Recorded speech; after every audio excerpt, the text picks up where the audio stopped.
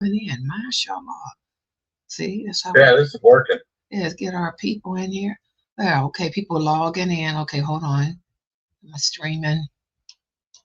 Okay, let me write this. This is Dr. McBride. Okay, that's Dr. McBride.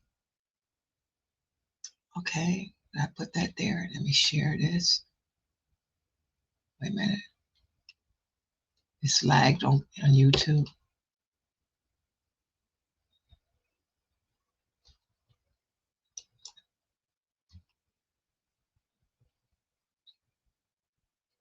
It is on YouTube, right, guys? Are we that laggy?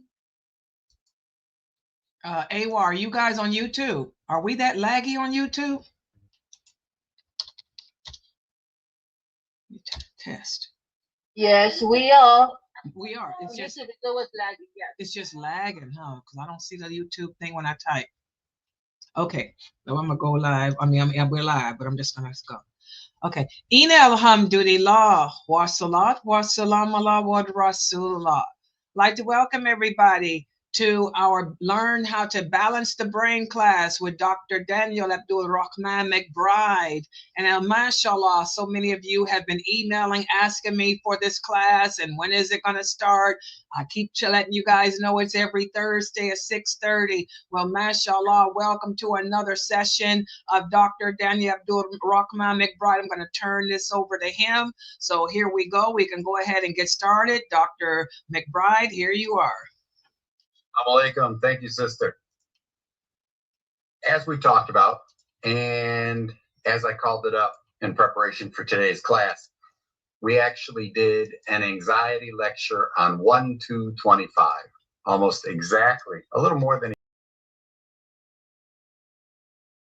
going to update that previous talk we had, and I'm going to add a couple of what we call primitive reflexes. Hugely important to brain function. Primitive reflexes are what babies are born with. Those are movements that are hardwired into human beings that are like the name implies, they are reflexes. They are it's instinctual, it's override. It's literally a reflex. There's nothing you can do about it. It's a reflex. Like when I'm testing in the office and I'll check your forearm, this reflex right here, you're relaxed. I'll tap there and I can work my way across your arm. I tap inside a little bit. This side will go up right here. And then a little bit of a lateral movement. Those are reflexes, involuntary movements. Well, think about when a baby gets startled, loud noises, boop, baby comes up, all their limbs move. And then you can actually see the babies as they start to acquire awareness. You can see how they're paying attention to all the movements around them, right? And that's why people have facial hair, eyebrows, eyelashes, all that. They can pick up expressions and the changes in texture of the face. And I use that a lot of times with newborns or very young babies, like I said before, with their parents when they lay down on the table. They lose, a lot of the children will get upset because they can't see the parent's face. So I'll try to be coo-cooing. I'll try to do like baby talk. I'll make a lot of visual facial expressions.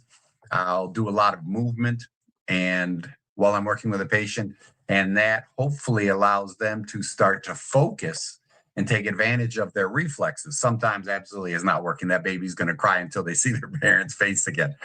But again, it's these born with behaviors and this born with hardwired stuff inside. The really important thing is primitive reflexes live in your brain stem. And remember, the brain at about 21 days, I believe it is, the cells, you've got the egg and the sperm, they come together as half cells, combining into one, and then divides into all of us. So what you've got is these two half cells they combine, and then you're going out at about 21 days. It's all tissue. Somewhere in about 3 weeks, it turns into tissue and then nervous tissue. Then it folds over, and the inside part of this tube, the neural tube, is going to be spinal cord, nervous tissue, brain will pooch out. So for like this, the brain develops from the bottom up. It's not like the brain is there and then your brain stem, then your spine. No, it's going the other way. So the physical development and then the use of development goes from the bottom up. So these primitive reflexes, these that we're born with actions, are in the brainstem. And with that in mind, then they go away as you're growing. By the approximately 12 months, you should be rid of all your primitive reflexes. Now, if you were premature, you would add the amount of time that the baby was premature. So say they were a month premature. So rather than being 11, 12 months, they're all gone and the baby's walking, you could bump it out to 12 to 13 even. So there's ranges. And not everybody is spot on the clock, but you should be the children's child. The child should be really close to these milestones. And I even heard the other day, when was it? Anyway, they're no longer saying crawling is something to be tested for. And the rationale is that so many babies are not crawling correctly that they're not considering it a normal action. And that's very important to primitive reflexes, getting rid of stuff. Babies typically start, boom, all these things, they're on their back, they learn to roll over, then they learn to commando crawl, and they're dragging their back, the lower body, and then they get up on their hands and knees, and then they're doing a cross crawl. And remember, it's right hand, left leg, and then left arm and hand, and right leg. And what takes place with that then is the brain, being right brain controlling left body and left brain controlling right body, that learns how to work with each other in coordinated movement. And then coordinated movement hopefully leads to coordinated thought. And all of this is hugely important. Crawling is hugely important, even to eye function and being able to cross the midline. And we'll talk about that in a moment. With motor actions and eye movement motor actions. So what I'd like to do is I'd like to describe a couple of primitive reflexes and why they would be so important. Typically, I test for 10 primitive reflexes. I'm only going to cover 3 today. One is the asymmetric tonic reflex. The other one is the symmetric tonic reflex, and the other one is Moreau's. So we're going to be checking for those 3 reflexes, or I'll talk about them today, and you'll see, and I'll explain why those are so important to the development of anxiety. So what we have first, let's talk about the asymmetric tonic reflex. And I like to do some of these tests are done standing. So imagine I'm standing up, and an asymmetric tonic reflex, hugely important. What you're going to do is I would have the patient, the child or the adult even, especially adults after brain trauma injuries or simple injuries. They come in off of a car accident or a sports related accident, kids, high school kids in football or soccer or something, wrestling. But if there's any suspected head trauma, any abnormalities or any indications, I'll run through some primitive reflex also. I'll start with the asymmetric tonic reflex, tonic neck reflex. What you should be able to do is hold your hands straight out in front of you. And then as I turn the head, the arm should stay steady. And that's one. Now, the second part of that is I'll have the patient close the eyes, the arms stay there. And then as I turn the head, the same thing should happen. You should be able to separate head and body movement, especially following directions. And then part of it would also be hold your hands up straight in front of you. If I see the hands fall or they change, there's definitely a problem. If the reflex is still there, then picture this. They turn and you'll see this. Turned, or the whole arm will follow or lag behind, but you'll see the drift, okay? And then I'll grade it 1 to 4. Really important because if that reflex is still there, number one, as an adult, imagine if every time you looked over your right shoulder, your arm followed your head and you bent the opposite arm. You're turning the steering wheel, aren't you? I mean, that's that lane drift that you weren't even aware of, and everybody in the car is. So there you go. But the idea is, in children, that has a lot to do with the body's ability to separate movement. And we'll talk about crossing midline in the sense that if you have an asymmetric tonic neck reflex, then you're probably lacking in what we call crossing midline ability. Now, imagine someone walking, you're not coordinated across, head movements, your body and limbs are drifting that way. Really important for eye function. These are some kids that their eyes test 100% great 20/20 vision. There's no issues there at all. And now what happens is they absolutely cannot cross midline. So what's going to take place in class? The minute the eye hits midline going left to right, bang, they lose the ability to track correctly. So that means this eye is looking at one word or a part of a word. This eye is trailing or falling, like I demonstrated with the arm swings and the arm movement. So with all that in mind, we've got to understand how that's going to relate to brain function and everything working correctly and coordinated.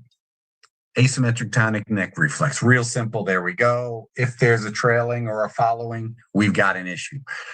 The symmetric tonic neck reflex, hugely important. Like I said, we can do both. We can, especially this one. We do both of these standing and on hands and knees. The symmetric tonic neck reflex, then the patient will stand there and I will feet close together, hands by their side, and I'll stand with them and I'll tilt the head all the way forward and I'll tilt the head all the way back. With that, the patient should be able to stand right here, centered, balanced, everything's 100%. If there's a problem there, you'll see the patient start to lose their balance. Their labyrinthine reflexes, the function of the vestibular system ties into that. We also have balance issues. And then with that, we also tie in the Moreau reflex, which is the startle reflex. There are two different ways to do that. You have the trust fall. Lots of people hate that one. You have the trust fall. And then you also have the loud sound or startle reflex. Moreau's is a lot to do with startle. And of course, that'll tie right into anxiety in a huge way. One of the first things I test for is a Moreau's reflex when I have a patient complaining about anxiety, but the other two are important also. Imagine every time you look down, you start to fall forward. Every time you try to look up, you start to fall backwards. The symmetrical tonic neck reflex, labyrinthine reflex. Now, hands and knees, it's the same thing. If your hands and knees, your arms are straight, you're here. I have them drop the back a little bit, and then I turn the head while they're on their hands and knees. Turn the head, the arm buckles. Turn the head away, the opposite arm buckles. Tonic neck, asymmetric tonic neck reflex, hugely important, like I said before. And then tonic labyrinthine, imagine now I'm tilting the head down and the arms both buckle, or they just start, they with their arms straight on the table, they start to roll, their body passes forward in front of their arms. When I tilt the head back, they start to go backwards also. Both of those are hugely important. And again, I can do Moreau's test lying down, where while you're lying on your back, I will lift the head up a little, then I'll let go real quick, or drop my arms a little bit, and they flex and everything goes forward. The same thing with if the patient absolutely is not going to do a trust fall. And I can certainly understand that. That's why we have this option. I'll stand behind the patient with my hands on the shoulders or my hands in the back, and I'll pull them back real quick. No big deal, just a little tug. If the hands shoot forward, right, you're worried you're going to fall backwards, right? And your hands, if you start to fall backwards, your hands should go behind you also to catch yourself. If your hands go forward, that's also a positive morose. And that is, again, it's the startle reflex. It's the fear reflex. Imagine if you got a gigantic morose, what kind of anxiety you might have. And then, like I said, with the asymmetric tonic neck reflex, imagine your eyes don't have a coordinate, just simply your eyes. So much information comes from your eyes, right? Imagine your eyes aren't working together so that when you look off to one side, one eye trails as this starts to cross to the middle of your vision to keep up with the other one. This one falls off, it drops down now, or the other way. Now your head, your brain is getting information that doesn't match. Now it's got to decide which eye to believe, try to figure out the problem. What eye do I believe? It's a nightmare. So you've got to train that out, and there are exercises for that. The same thing with the tonic labyrinthine reflex. We train those out, and morose reflex. All of these are in your brainstem, and hugely important whenever we're doing anything to consider your cerebellum is right there with your brainstem. Okay, 2 bulbs on each side when you look at a picture of the brain. So with that in mind, I do a lot of cerebellar activity and coordinated movement. We could do opposite movements where the patient lies on their back, for example, with the asymmetric tonic neck reflex. They may pull up their left leg and they'll lying on even a gigantic ball. And as they're extended, so you're also dealing with morose because they're leaning way back. But imagine they lift up that leg, touch it with the opposite arm, lift up the leg, touch it with the opposite arm. Now we're training them to keep their head straight in full extension, and they're doing their cross crawl movements. Could picture you back up. Now that's crawling reflex, or that's crawling activity. It's very important to remember that the brain is built on motor activity. So a lot of the things we do are actually motor based, or what we call, one of my favorite words in science is motricity. I love the word motricity, meaning movement based. Now, think about what takes place, for example, with either one of those. Like I said, in review, the asymmetric tonic neck reflex, the opposite sides, your brain isn't coordinated, your body movements aren't coordinated. You're walking. Crawling leads to walking. You're using the opposites. When you move your right arm, your left leg, your left arm, your right leg, imagine that never developed correctly. Now you're goofy, your brain is imbalanced, it's worried about falling, it's worried about the fact that your body is not trained to work together.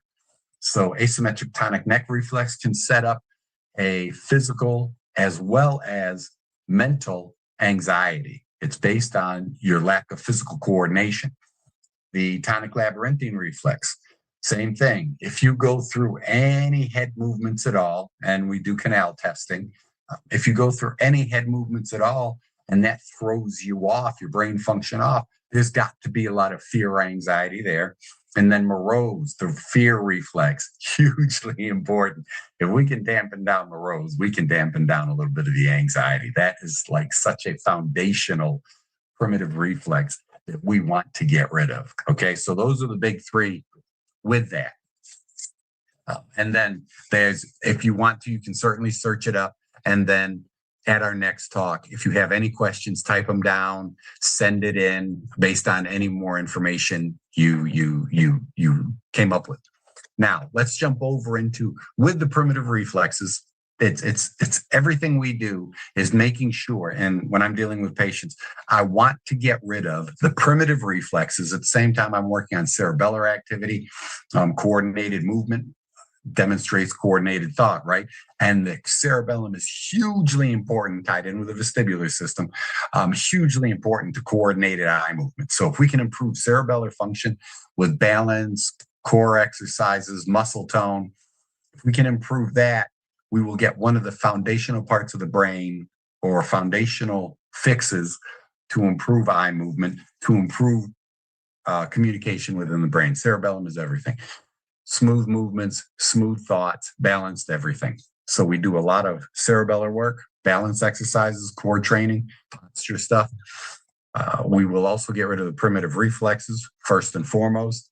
And then we can move on to cerebrum stuff or cortical stuff, the upstairs, as we're fixing the bottom. Because remember, problems can develop in the bottom and they're going to affect the development upstairs. Okay.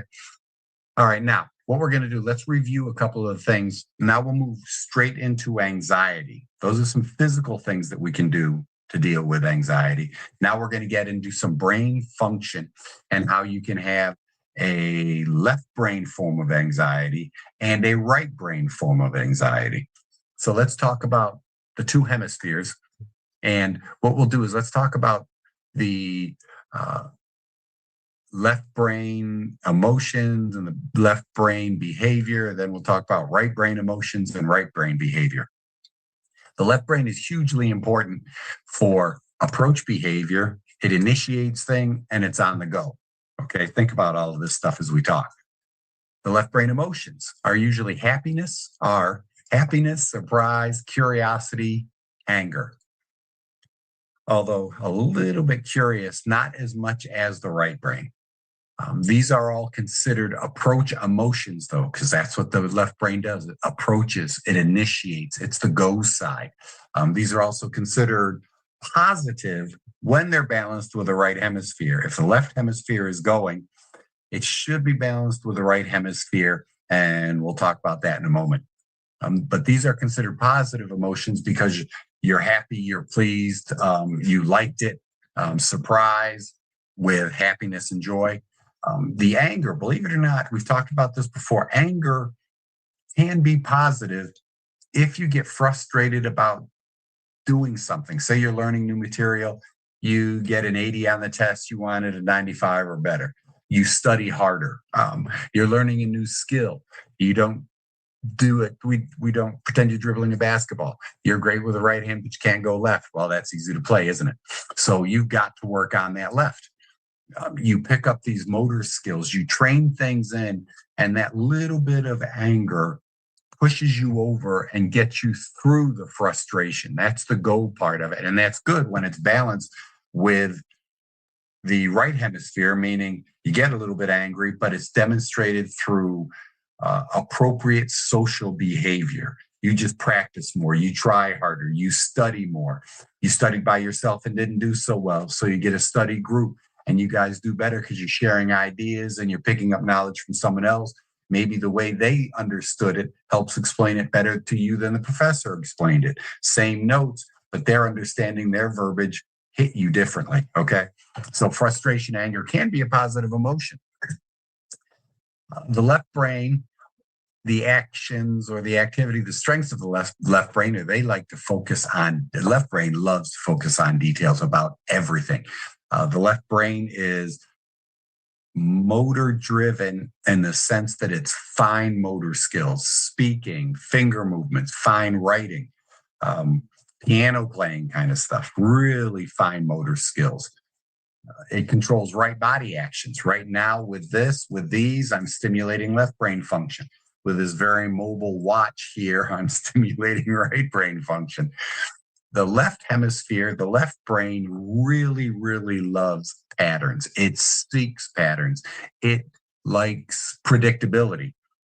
It's very linear and very short-term, immediate goal oriented. It loves seeking rewards. You want to keep a left brain person happy, reward behavior, reward everything. Like I said before, it's fine motor skills. Speech is a fine motor skill. Reading, writing, and imagine, like I said, imagine you got this really, really, really smart kid, but their eyes don't track correctly. So you're interfering with one of their superpowers because they can't read correctly. Even their writing is going to be messed up because as they cross the paper, or in Arabic, as you're going from right to left, as you cross the midline of the paper, things are going to fall off because the vision isn't working correctly. We also have math skills, what we would consider basic math, addition, subtraction, multiplication, division, the algebra side of it. And then the right brain is more pictorial math, more idea math, more understanding and comprehensive math, the calculus, geometry. Detailed muscle control we talked about, and the emotions, again, are all based on approach behavior. That's your left brain is also your motivation side. And if it gets excessive, it's also your selfish side. Now, the right brain, picture if it's the opposite, but they're balanced. If the left brain is approach, then the right brain is avoidance behavior. If the left brain is initiation, the right brain is inhibition. If the left brain is go, the right brain is stop. Exactly. So with this, and these are all good emotions too, because you don't always want to be ramped up. You have to moderate or control that. So some right brain emotions, really interesting. And you'll see why in a moment. Disgust, fear, shame, and self-awareness. With those, they, believe it or not, they help you fit in better with society. Disgusting behavior, shameful behavior. You're embarrassed about stuff. So you avoid doing things that are socially unacceptable. And these can all be good things because you want to fit in with your tribe. Like I used the example of the African savannah. If you get pushed out and you're out there by yourself now, you get pushed out of your tribe because your behavior wasn't socially acceptable. It wasn't beneficial to society. You're on your own. Not only do you have other tribes maybe in the area, but you have the animals that are hunters as well as you are, and they may even be better and outnumber you. So disgust, fear, and shame can all be good emotions when it's balanced with the left hemisphere, right? You also have empathy based on self-awareness that allows you to understand and be aware of others. If when I smile, people, I know I'm happy. That's what I do. I learned it from my parents. Smile, smile. And then I can appreciate they're in a good mood. If I see someone frowning, if I see someone crying, if I see all of that in myself and I know what it means when I do it, then I can relate to that other person's emotions also. So it makes you very self-awareness makes you very aware of others and their emotions and feelings also.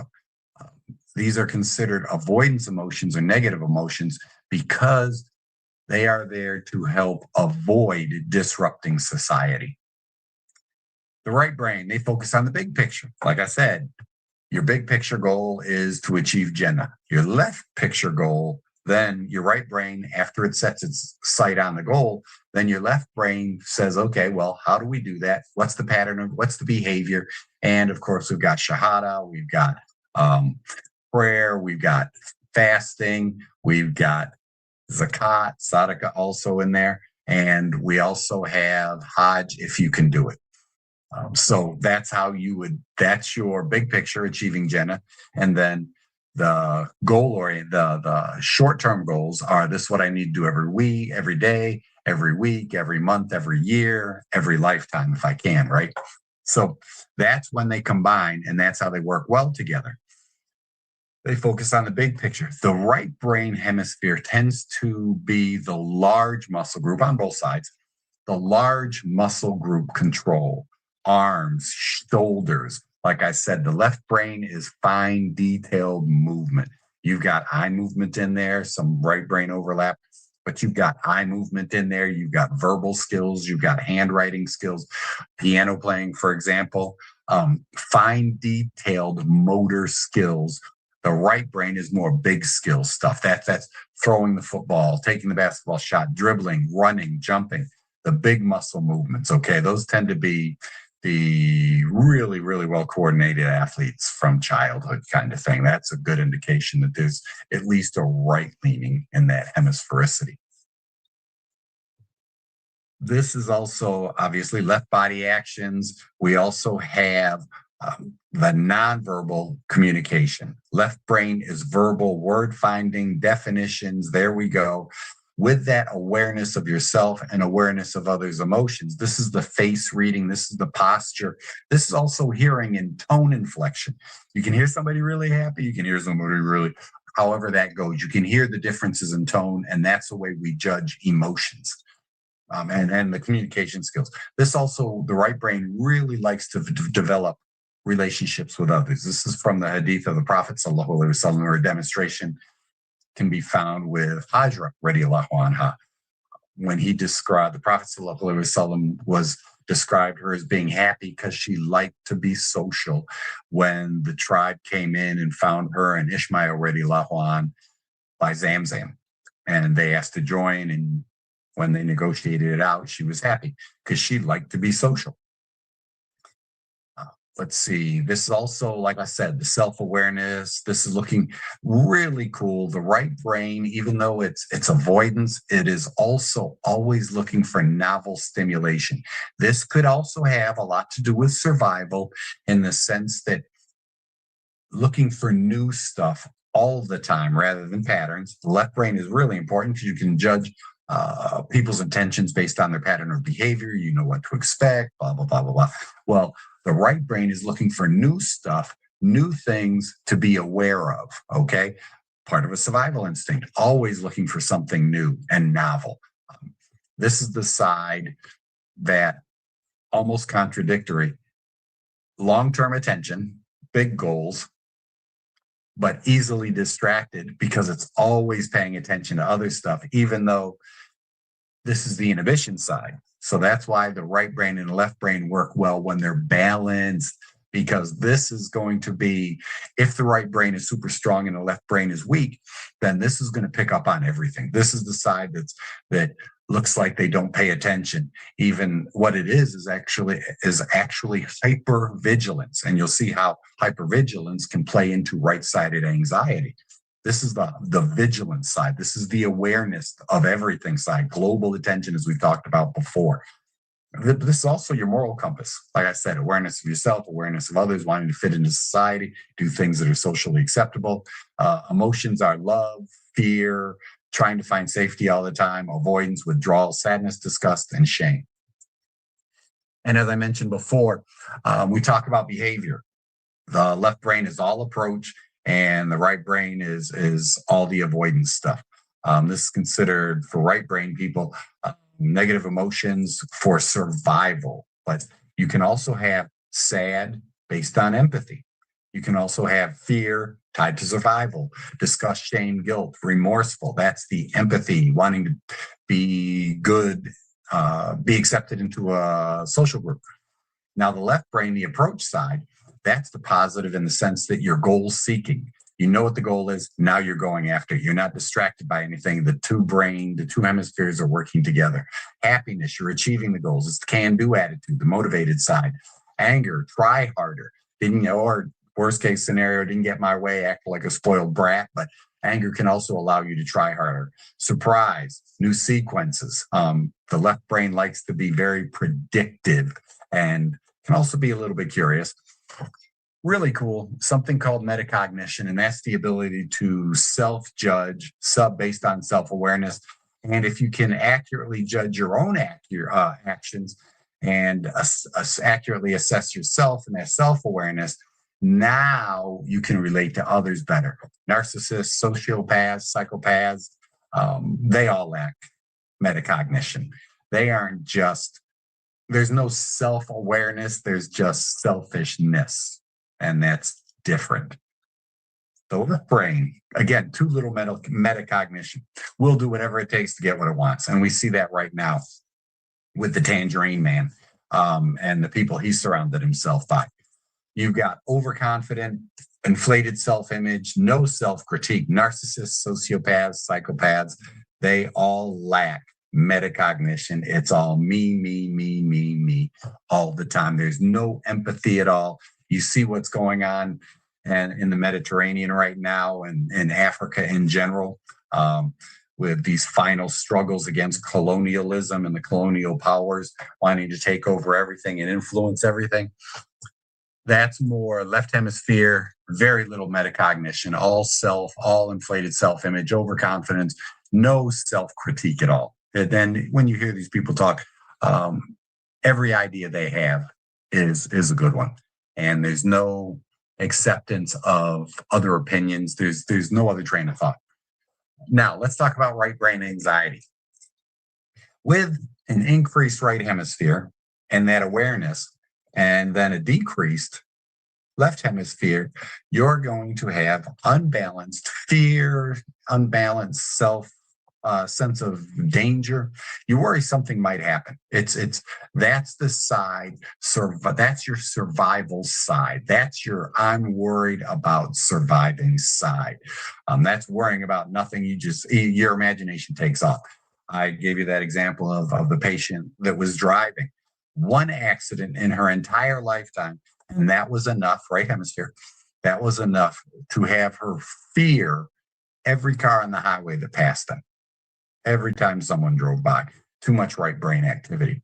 And she couldn't logic her way out of it. Right brain OCD, you can get right brain OCD behavior. It's more ritualistic. It's like I said before with athletes. They wear the same socks, the same shirt, the same undergarments. They develop these rituals that they have to do because it worked once before, and they really rely on that. That's that right brain anxiety. If it gets carried away and they forget to do something, now the whole rest of their activity is wrecked. They've got to go back and lock the door 5 times. Okay. Just because it's behavior and they're worried somebody might break in, even though their alarms, their everything has never happened, but there they are. The guilt, shame, and embarrassment, even though they didn't do anything wrong, they're still over self-aware, which can lead to over self-criticism.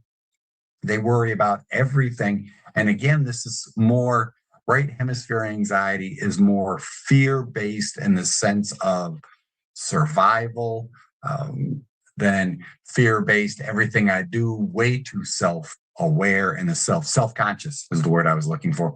Way too self-conscious. Everything they do, they second-guess themselves about. Was that appropriate?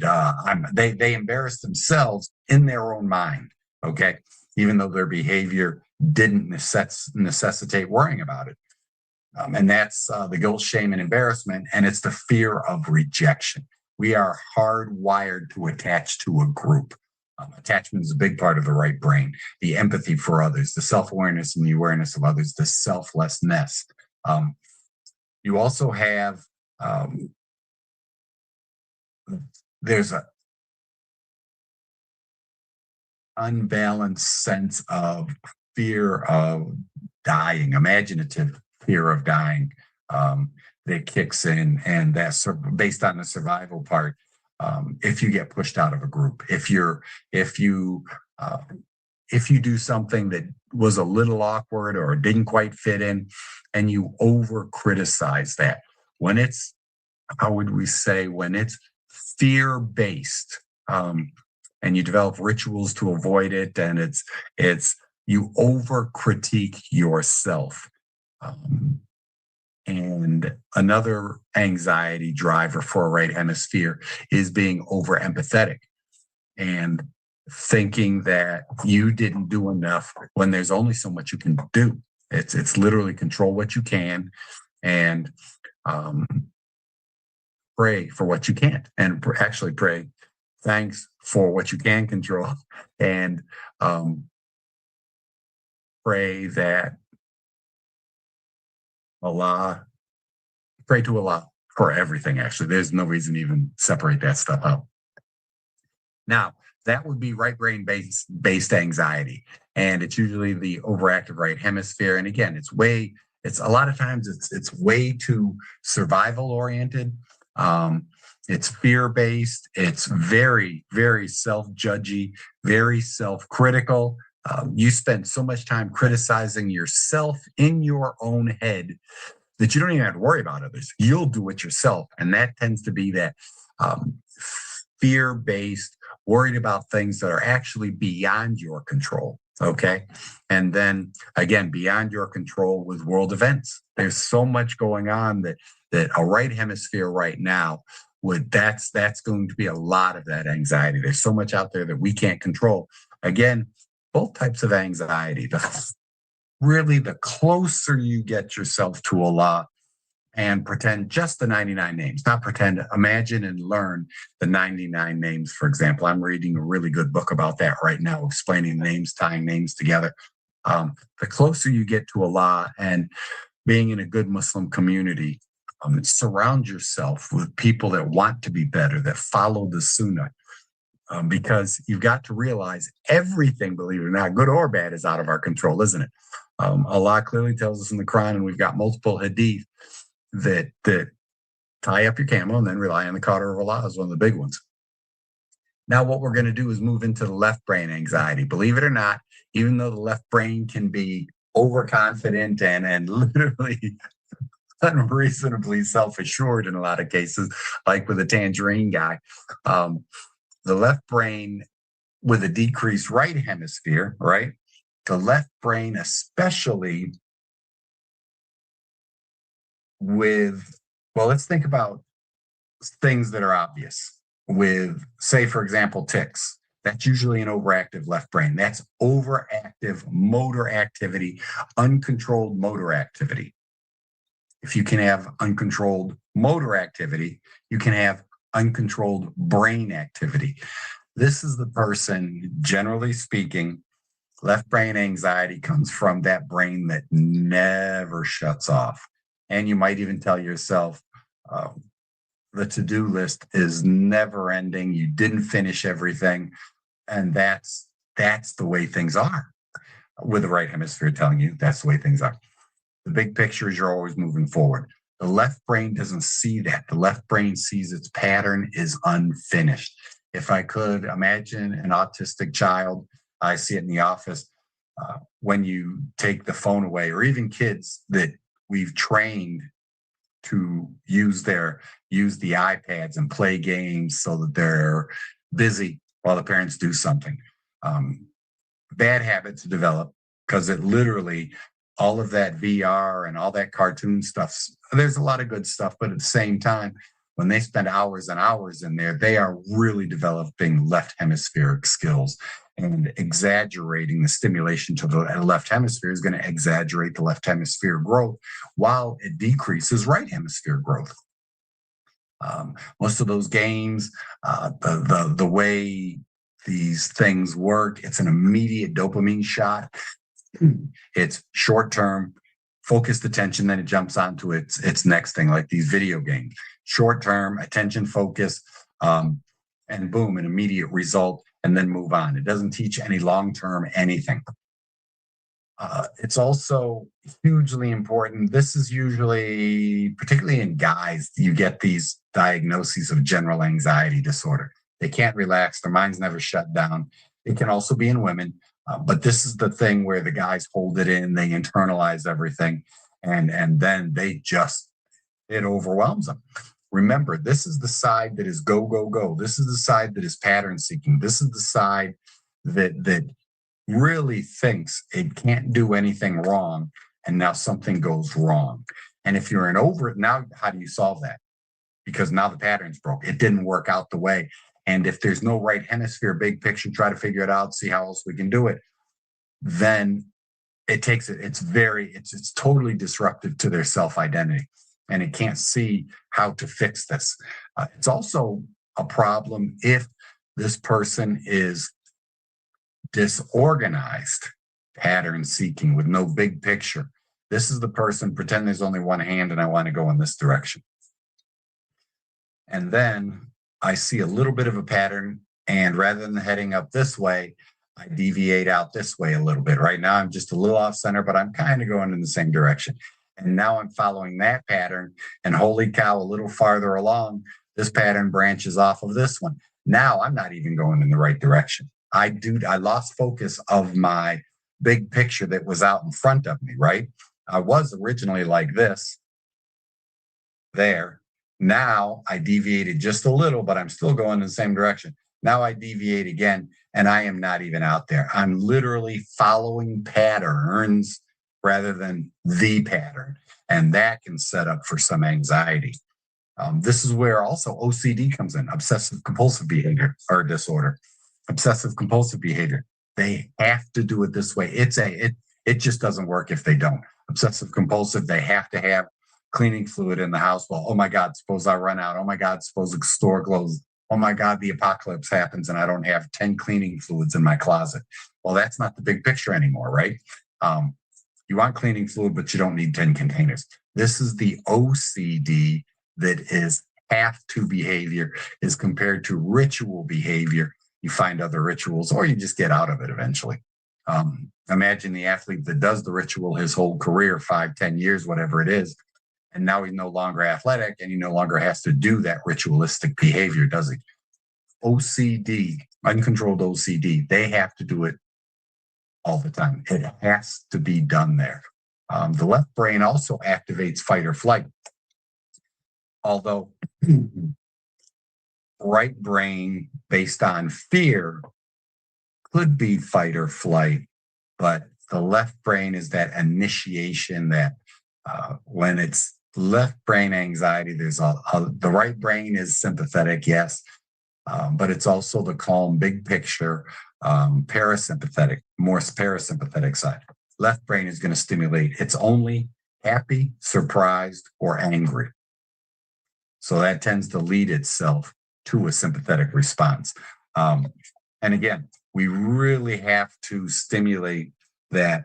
If the left brain is super strong, OCD, tics, Tourette's, ADHD, this is your having to live in patterned behavior. You have to turn right. You can't take a new route. You can't go down the aisles different in a store. You have to do these things. 1, 2, 3, 4, that's pattern. And if there's a break in the pattern, that stimulates the left brain anxiety. And again, if you don't finish everything you think you had to finish that day, that brain is running, the anxiety sets in, or maybe you do have tasks and at the beginning of your day, you realize there's no way and you're anxious all day trying to push through these. You've got to remember, nothing ends except life, right? That's where we sit. And a balanced hemisphere, we've got the big picture. We want to get as much done as we can. And then we've got the focused attention doing the things that we can get done now. And then the next day we come back, we add to the list, and we finish off some of the lists. So there we go. We keep going every day and doing this stuff. And again, with anxiety, if you can get into it, I'm not a psychiatrist, but maintaining close ties to a community, following the sunnah of the Prophet sallallahu alaihi wasallam. These things we know as Muslims, we believe in Allah and we believe the Prophet sallallahu alaihi wasallam was his final messenger, and the Quran is the final revelation. The older I get and the more time I spend learning those, the more calm and comfortable I feel. And I'm a perfect example of a lot of the stuff I've talked about today. And with any imbalances. And as you learn more, you train it out. The Quran is clear. Allah will not change the condition, the circumstances of us until we change what's within, right? And that can be learning, studying, spending more time in the Quran and the Sirah, without a doubt. And again, I'd recommend the 99 Names of Allah to really understand who our Lord is. There's a couple things that are underliers. There's something called attachment styles. I'll close with this, and then we can have all the questions you want. There are 4 different attachments. I base this on, there are 4 different attachment styles that research that I've looked at and the research supports. They're number 1, secure, and it's just like it sounds.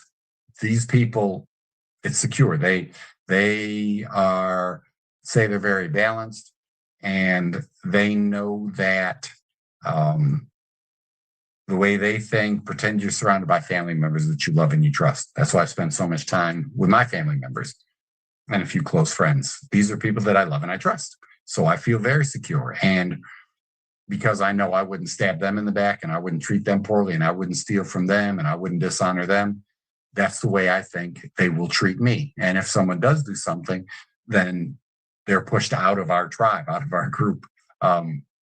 There's also and the rest of them set up for anxieties. You also, number 2, could be avoidant, dismissive, or anxious avoidant in children. They demonstrate more of the anxiety. Children demonstrate anxiety and avoidance behavior. Adults demonstrate this by being avoidant and dismissive when they are involved with stuff. It's just no big deal. This interferes with the ability to build long-term relationships due to an inability to engage in physical and emotional intimacy. And I actually know someone, they were thrilled about getting married, and they were literally celibate and waiting to get married like we're supposed to. And it turns out that the wife was actually hiding her fear of physical and emotional intimacy behind the religious order of celibacy. And when they got married, they had a child, and then again, no more intimacy. We got a child. We don't need to do that anymore. And that's more that, like I said, avoidant dismissive or anxious avoidant behavior. It could be something as simple as not being assaulted and attacked, but that could contribute to a trauma. It's as they were developing, it may have been overly strict parents, and don't start labeling yourselves, or emotionally distant or absent caregivers. They didn't learn how to attach, and now they think they don't need it.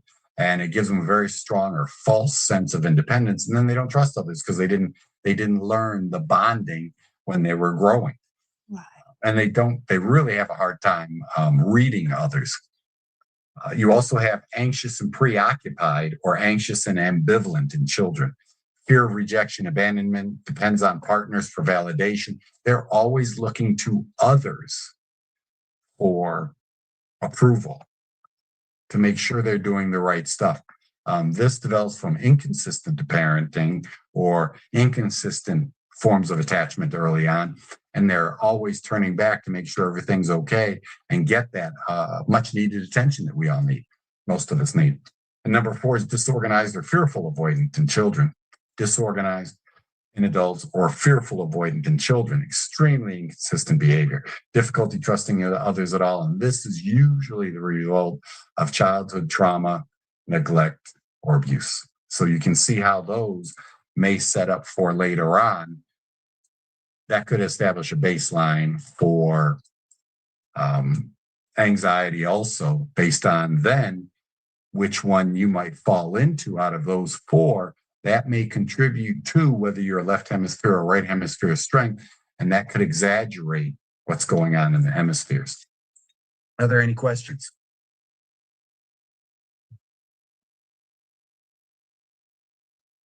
And again, this is a lot to think about today. If you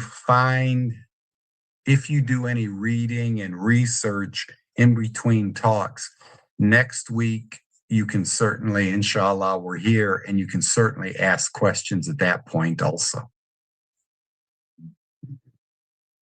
Assalamu alaikum, brother.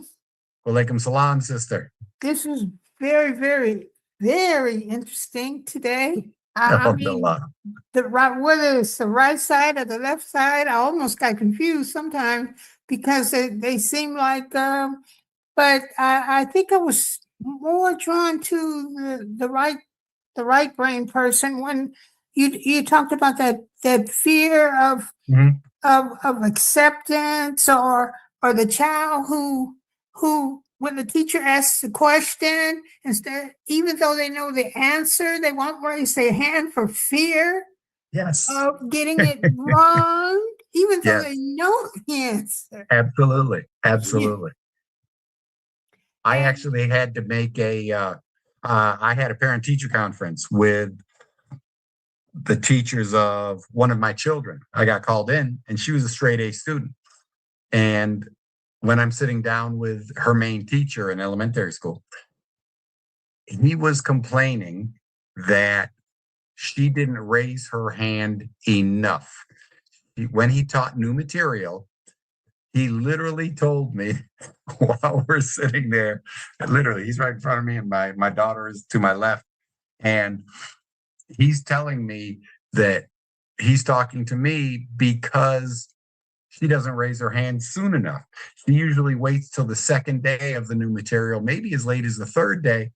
And he knows that she knows the material. And I literally, she's anxious because, this is her father's in there with a parent-teacher conference. And it was because she was worried that she didn't own it and she did not want to make a mistake. And this is a child that was competing with older siblings, competing with younger siblings. And so she doesn't want to look bad based on dynamics trained in from the family too, I'm sure. And now she's pushed through it as an adult. She's an achiever. But the idea is, I couldn't believe it. So that literally when we left, as I'm walking out, we're talking, and I had to tell her, listen, you keep being you, because he says you're smarter. He's mad because, or we're in here because he thinks you're smarter than you're actually showing. And that's not a problem for me. And it changed everything, because I told her, you can't get in trouble for being smart. I was amazed that we had a parent-teacher conference about that in front of her, because now she's feeling horrible and she wants to fit in. She doesn't want to get in trouble. Right hemisphere from the word go. And we've worked on it. And she's, mashallah, I've been blessed with all 4 of the children. And now she really is. She's an achiever. She can push through darn near everything. She's very competitive, but you can still see that right hemisphere in there. But she works with both, and she trained up the left. But imagine your reminder is beautiful, because here's a kid that, if we didn't handle it the way we did, it might have killed her to be in school, because she was shy. When she was little, she was so shy. She was always worried about not getting it right, because she was always competing up with her 2 older siblings.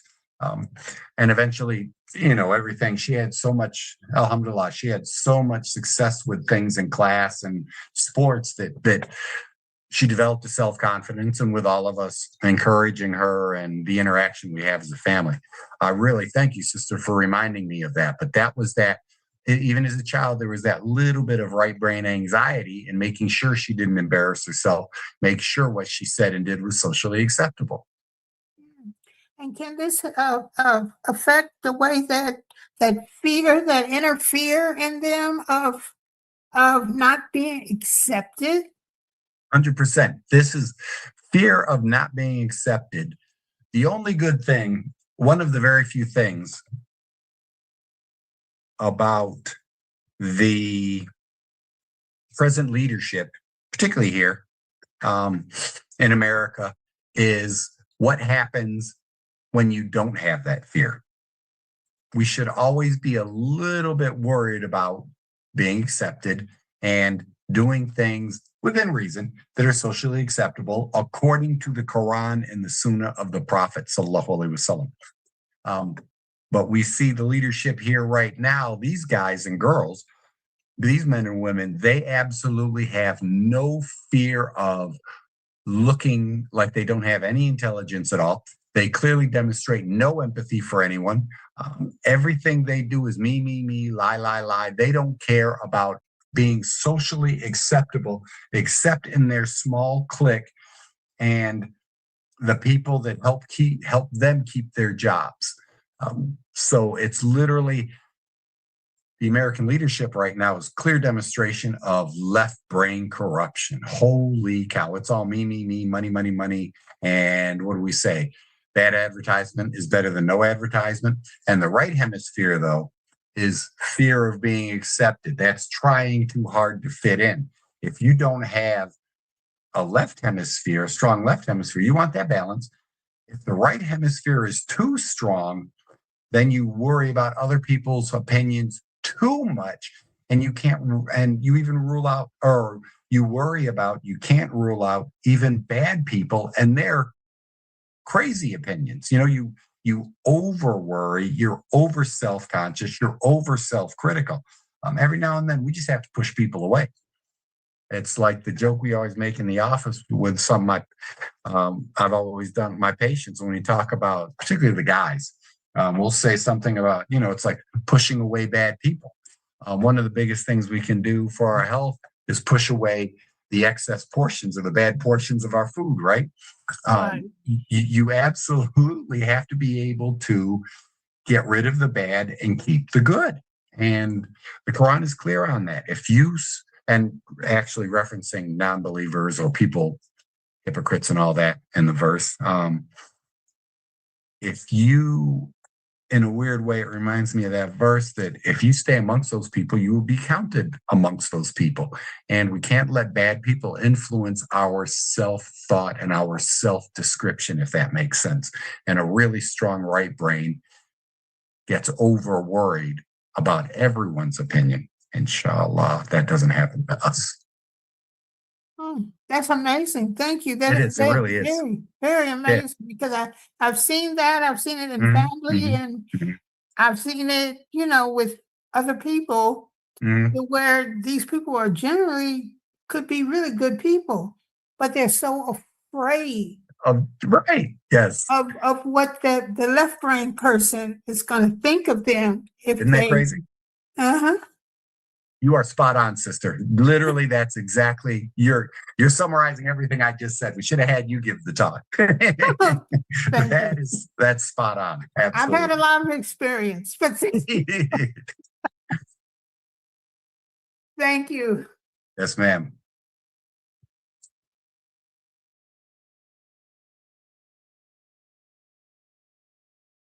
Sorry, can you guys hear me? Yes.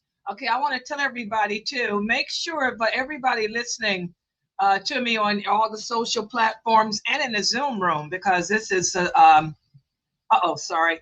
We've upgraded our, I know, wait a minute, hold on for a second. I'm working. This is what happens when I'm doing 10 things at one time. I'm getting Dr. McBride back. Hold on. I don't know how this is happening. Allah, I've always said we've been on the internet. We were the first website to ever use voice technology. I used to be at FNet IRC op, me and Dianera back in the old days of the 80s. So anyway, I don't know what happened to Dianera either. But anyway, I was the first to use voice technology, and I don't know how this is happening. But mashallah, if you guys look on your cell phones, go to my website, sunnahfollowers.net. I just added a blog button. We have 2 posts that are AI employees. Cleo is her name. She just created 2 posts, one called, and I'm fascinated at how they did this. Let me go to it. She created Dr. McBride based on your lecture. She put out 2 posts just now. Yes, she did. I haven't read them. I didn't write them. This shows how people are writing books. You don't have to write your own books anymore. AI does books for people. Anyway, but check this out. I click on blog. 2 posts she just created, Understanding Attachment Styles, Insights from Dr. Daniel Abdul Rahman McBride's lecture on primitive reflexes. Read that. I haven't had a chance to read it.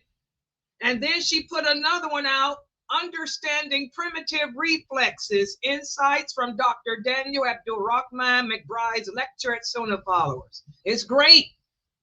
She gave y'all some, yes, she created everything, and she's got what are primitive reflexes, why primitive reflexes matter beyond infancy, how to identify, retain primitive reflexes, I guess what you're talking about, the impact of retained reflexes on learning and behavior. And she's got you all in here. Dr. McBride highlighted research linking. Dr. McBride did this, that. Dr. McBride discussed various strategies. Oh, yeah. So if you want to, I guess she's basically summarizing what Dr. McBride talked about, primitive reflexes on adult health. And even she's given practical tips for parents and educators. Dr. McBride's lecture included. So, and even she's given Dr. McBride's final thoughts on primitive reflexes and all of that. So check out our blog. Yeah. She created this blog too. I didn't. She created a Sunnah Followers blog, and his 2 articles there, very well written. Yeah. And I am a writer, but I haven't had a chance to write anything because y'all know I'm busy putting out the shorts. Okay. And oh my God, this is great. Dr. McBride, check that stuff out. I will, Oh absolutely. my God. And she Phones over made there. pictures too of holding hands of a man holding hand. That's not Dr. McBride's hand, but she's holding some man holding some hands and all that. She even got the Akita classes from Brother Malik's Akita classes there too, by the way, too. So check that out. Check out our blog. Wonder what she's gonna do for me for my class at 9:30 on a Met called Civic Top Seer. So check that out, guys, for the summary of what Dr. McBride was speaking about. So that's cool. And I just added that tab. I added the tab to the page. So check out that blog. Do y'all see it? Anybody in my Zoom room? Did y'all see it? Go to just click on the blog link. This is beautiful, Dr. McBride. Let me see if I can call up the big picture. Yeah, just go to the website. Click on I put a menu tab there. You see the menu right where our pictures are? Right next to Dr. Asa's picture on the right-hand side. Click on menu and click on blog. She made that blog. And you're right there at the top, the first two articles. What did I do with the website? Soonerfollowers.net. Yeah, and just click on right where our pictures are. Here it is. And it's a black thing that says menu. On the right-hand side, next to our pictures on the right-hand side. Got it. I'm sorry. Yep, finally found the website. And we've got a blog. It's in the black, it says menu, right on the right-hand side. Oh, that's cool. Yeah. Look at that. She made a blog. You see your two articles? They right at the top. She just made them. That's awesome. Alhamdulillah. You see them? Yeah. I am in shock. AI is amazing, ain't it? 12 minutes ago, 3 minutes to read. 14 minutes ago, 3 minutes to read. She just did it. Wow. You know that wasn't me because I'm busy doing articles. I mean, the video. I ain't had time to write nothing, especially not that. You know, I couldn't have done that. But I don't know what this stuff is. She put my name on it.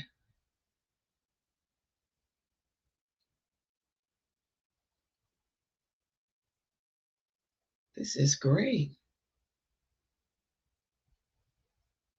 I had to pay more money, for our website. I mean, this is why. Yeah. And by the way, guys, this is where your donations are going. We are a nonprofit organization, so you guys can see where your donations are going. And this is our Mina Fresno's the vice president, and that's her assistant. That's her. We can't afford to hire employees, so we got the robot AI employees, and she's doing a great job. Her name is Cleo, after Fresno.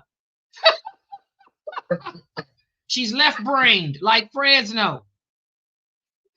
She answers all your questions when y'all be sending those questions, chatting. You're not chatting to me. You're chatting to Cleo. When y'all be talking to that AI chatter, that's her. I have to put a hijab on her head. She did a good job, didn't she? Yeah, that is a lot of summary. Holy cow. Were you speaking? Because I wasn't even listening. I was busy working on Reddit with the sisters from South Africa. I'm definitely going to have to look at that. I didn't see any mistakes, and the summary is like, holy cow. She did great. That's a robot for you. Yeah, absolutely. No distractions there, eh? Replacing all the human labor. That's why people complaining against AI taking people's jobs. I don't have to hire an assistant, but I'm paying a lot. That's why I need donations like crazy. That's why Dr. Ali is going to be doing these webinars for me every month. Yeah, absolutely. I have to have these webinars because this is a lot of money. I'm paying a lot for this. Is just this website.